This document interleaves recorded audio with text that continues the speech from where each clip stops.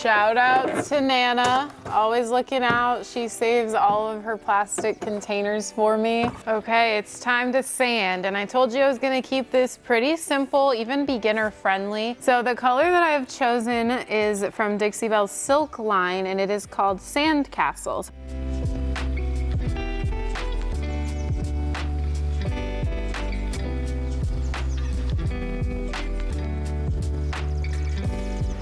Hey everybody, welcome back to Furniture Flipping Teacher. I'm Lauren, and we've been hard at work getting our shop ready for grand opening. We're just days away, but I wanted to take some time out from working on the shop and finally get back to a furniture flip. So thank you so much to Dixie Belle for sponsoring today's video. This is the official inaugural set of nightstands that will be the first flip in the shop for the shop. So a little bit of background on these pieces. Found them on Facebook Marketplace with another piece that I didn't really like, and so I was just like, can you take 80 for the two nightstands? He said yes, we picked them up. I loved the shape of them, but I just don't love the brown wood anymore. And the reason I'm choosing these to do today is because nightstands can be pretty fast flips, and I kind of need a fast flip since we've got so much else going on. But also we have nothing like this in the shop for sale. So the way that I'm going to be making these over is going to be really awesome, really in style, and we can get pretty good money for a nightstand pair like this. First things first, we are going to remove the hardware. I'm thinking I'm gonna reuse this on this piece. I'm just gonna see, a little rusty. I'm just gonna see once it's like finished to make sure that these actually go with the look. Otherwise, I may need to switch them out. And the drawers are gonna give me trouble getting them out. So for now, I'm just gonna leave them in.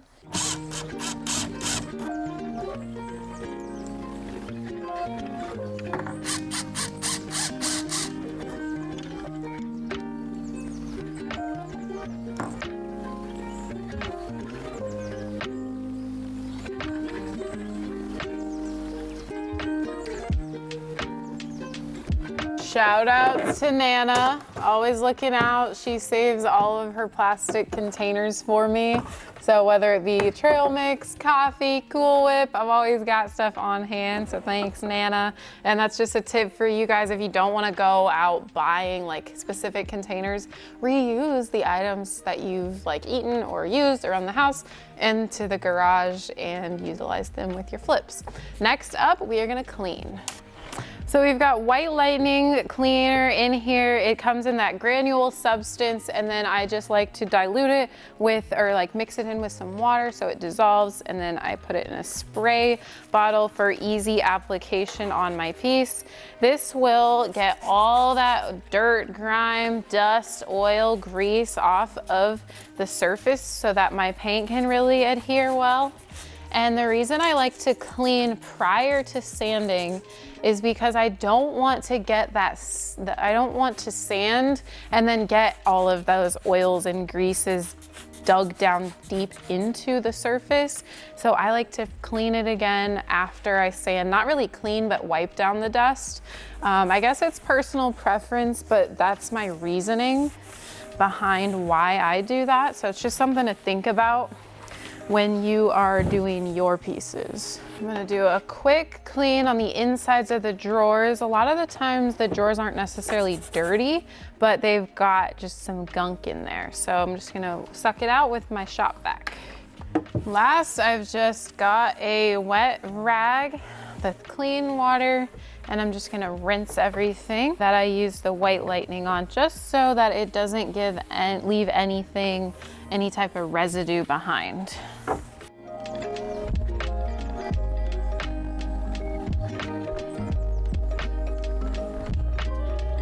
Okay, it's time to sand, and I told you I was gonna keep this pretty simple, even beginner friendly. So I've got my Ryobi orbital sander here. I'm gonna do a little bit with this on the flat surfaces, and then where I can't reach this into, I'll just go ahead and do it by hand.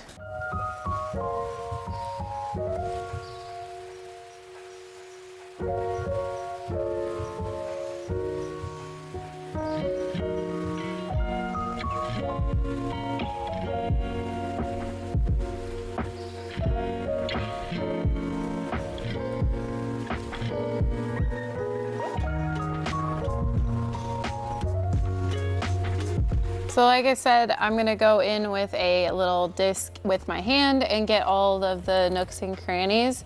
Typically, I would use my Surf Prep sander with the sponge abrasive foam pads or even the pads for my orbital. I don't have those here with me at the shop just yet, so I'm working with what I've got, but I've also just want to show you guys that you don't always have to have those fancy tools. Those do make it easier, but this is just as well. Also, I wanted to say that the reason that I am scuff sanding is because we're just trying to basically roughen up the surface a tad bit because we want the paint to adhere. The paint that I'm using doesn't require a primer as long as you're not going to get any bleed through or your surface isn't too slick. So that's what we're basically doing, is making sure that the surface isn't too slick so that the paint can adhere really nicely. Then I'll just go ahead and rinse off all of the sanding dust. It typically won't look super different after you do the sanding unless you're like busting through a bunch of finish. But usually there's a difference in the feeling of the surface.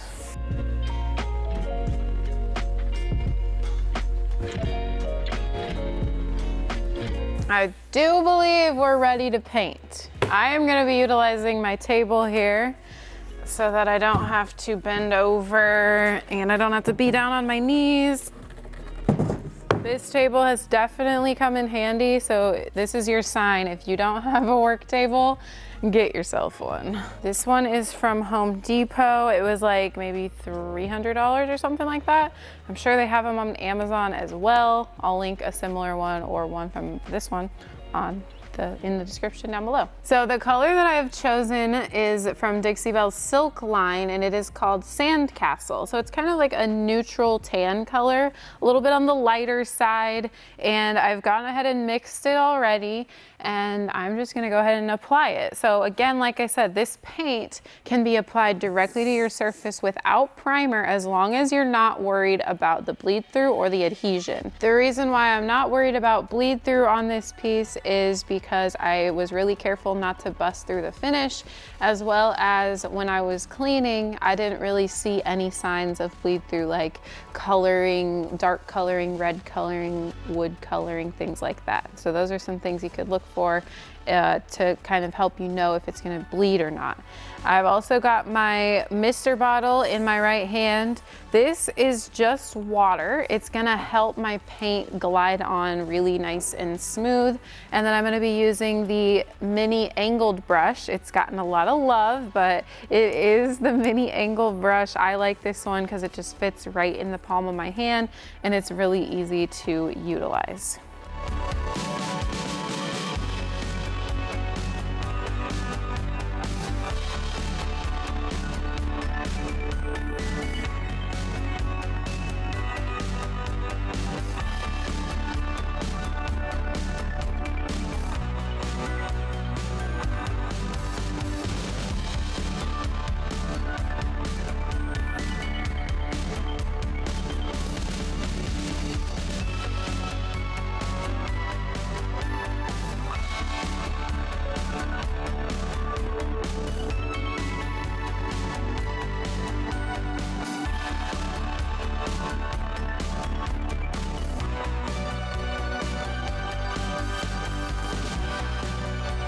First coat on everything is finished up, so we're gonna let that dry for a little while here.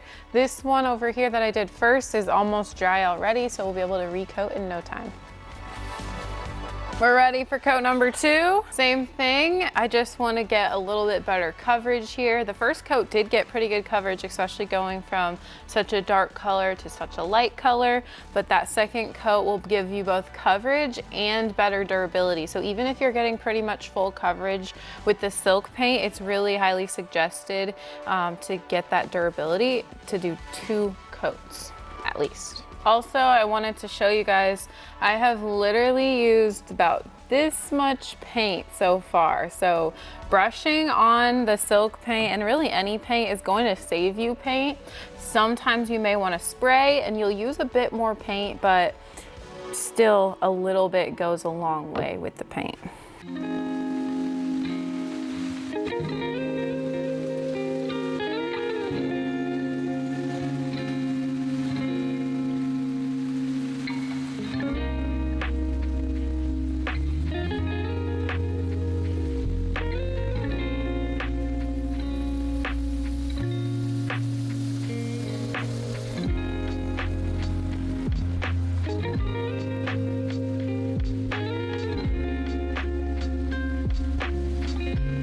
2 coats are done on these guys. We need to let them dry and then we'll move on to the next step. All right, we're ready to move on. So I've got my Van Dyke Brown glaze here from Dixie Belle. I have not tried this just yet, but I'm excited to attempt a raw wood look on this furniture without having to sand it back and like make it be true raw wood. So this method could essentially work on things like laminate or any other type of furniture, MDF, particle board that's not real wood if you still wanted to get that look. So I've got my Van Dyke glaze, the brown, and then I've also got my Big Daddy brush. So this is gonna kind of help me get that wood effect on it, I think. So I've got a little container here that I'm going to pour my glaze into, just so that my brush will actually fit. And then I'm gonna start out with just my mini brush, brushing this on. I don't really want it to be too thick, but I just want it to be enough. And I'm just kind of gonna work in sections, because if you think of the grain of the wood, you're going to want it to follow a pattern kind of. So when the pieces are going up and down, I'm probably gonna want that up and down wood look. And then when the pieces are going side to side, I'm probably going to want to switch it to be that side to side look. Okay, so I've got that middle portion covered. And then I'm going to just take my Big Daddy brush and we're going to basically kind of wipe some off. And then I've got a towel down here that I am just wiping off the excess glaze before I go and push it along the surface each time. And then if there's any areas that you think you need to go back and fix, you can do that. Okay, we've got that one section done. Now we'll move on. You don't want to work too slow with this method. The one thing that if you wanted to go a little slower, you could do would be to tape off different sections. That's an option. I am going to try and do it without taping off sections. And the sections would just basically mean that down here I would tape it off so I didn't get any extra glaze on there. And that way I knew it wouldn't dry on there in a weird pattern. So this is with the paintbrush, this is with the Big Daddy brush. So I'm just gonna take that same guy, go down with it.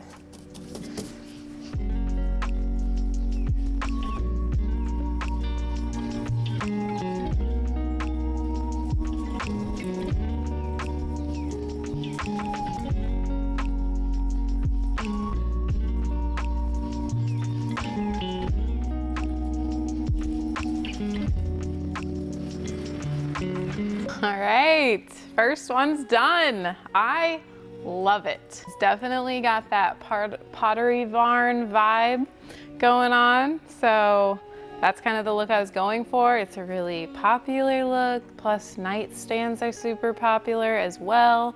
And let's move on to number 2. So now that I've got one under my belt, I've already learned a couple things I wanted to share with you guys. As I was saying, it dries pretty quick, so you kind of want to work quickly. The little paper towel to wipe off the glaze in between swipes is key, because if you don't wipe off the brush in between, this is going to continue to get that glaze on there and have too much on there to even be able to wipe it back. So where you start, it will be much lighter, and then as you go around, it'll be darker, which won't be a consistent finish throughout the whole piece. So definitely wipe it back. And now that I'm on to my next nightstand, I even went ahead and just started fresh. I cleaned this off and dried it. These do dry a lot faster than the synthetic brushes, the natural bristle brushes. So I just dried it on a paper towel as well. It's ready to go, good as new. I don't know. I'm having a really fun time doing this. It's allowing me to be creative and just really focus on the project. Painting projects are a lot of the times therapeutic for me, so this is kind of a great time for me to be taking a minute to do a project because there's a lot of chaos going on out there in our store with just a couple of days left until grand opening. So I'm really having a great time on this project.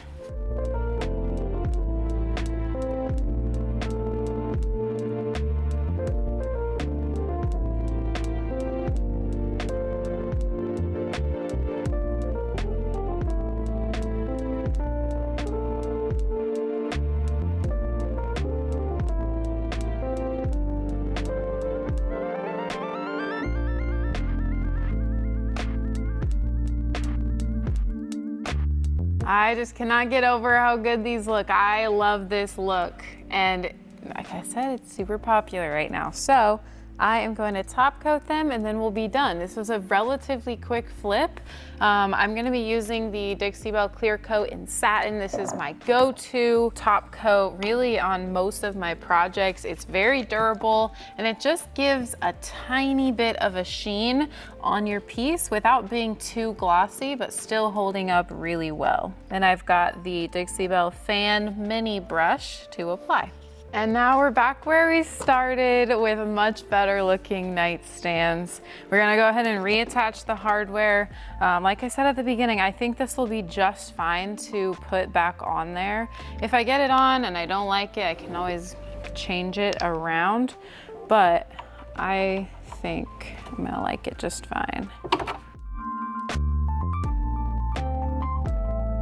All right, this is the first furniture that I flipped in the shop for the shop, and it is done and I love it. And it is now on the showroom floor, available for purchase on our grand opening. I think these look absolutely incredible. They look like completely different pieces, aside obviously from the shape of them.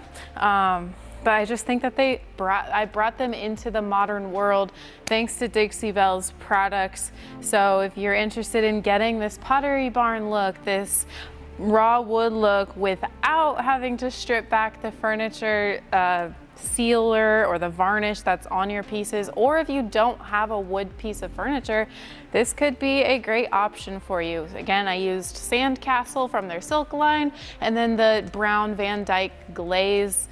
Loved it, top coated it with satin, and they came to life. You guys, we've got less than 7 days. We've got like 5 days from the recording of this until this thing's open.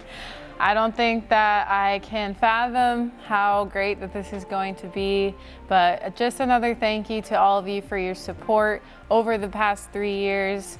Watching our furniture flips. I've had a lot of fun growing and learning and then bringing you guys along, teaching you how to do the same thing. And whether you are saving up for something or you're just inspired to be creative, thank you for joining along on the journey.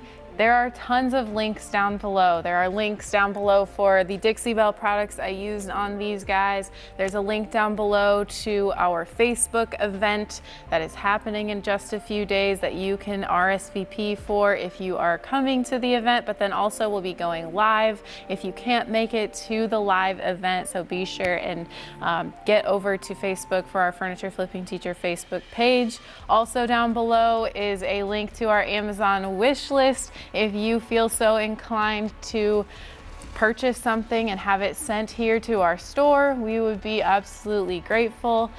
Thank you guys so much for watching. Thanks again to Dixie Belle for sponsoring today's video, and I'll see you on the flip side.